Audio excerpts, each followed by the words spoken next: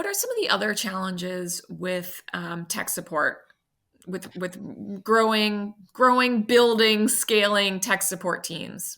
I think one of the challenges sort of arises around one, if you're working for like a high growth startup, you are releasing things pretty rapidly, and that can be really hard for a team to stay on top of, right?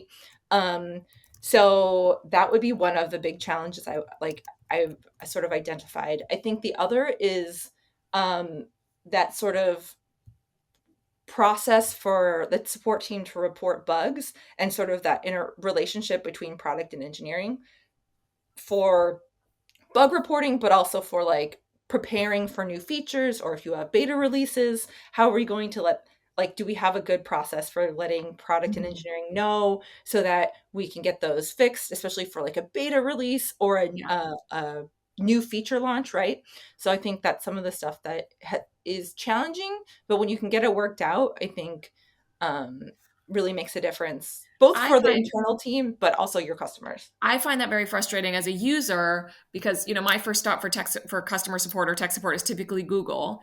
And when you find an answer that's in the company's database, but it's 2 years old, there's a decent chance that it's wrong. Hmm. That there's a decent chance that the interface that's probably been updated since then, and you have this old, outdated knowledge base. So how do you do that? How do you keep up with the rapid changes in the product and the interface? How do you make sure your knowledge base is up to date? How do you make sure your agents are up to date?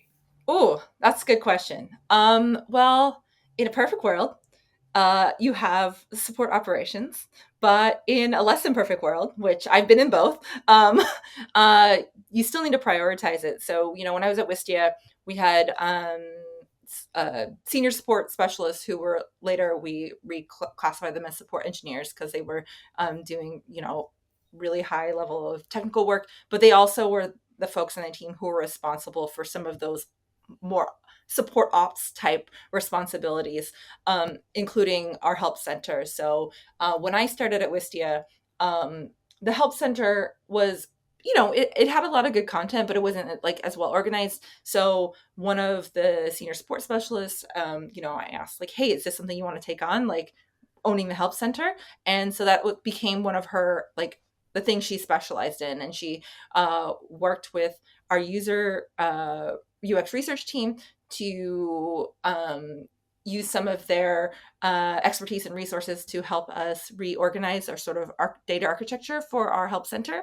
And we did some card sorting exercises. Is that something I'd actually gone through at Big Fish Games, and so was able to have her take ownership over that. So I think the thing is that like somebody has to own it. It might not be a full-time operations person, but I think the key is somebody has to own it. And Mhm. by owning, it doesn't mean you do all the updates, but you have to be the person who is like, hey, I'm responsible for making sure this stays up to date. And then as a team kind of determining like, how are those updates going to be done?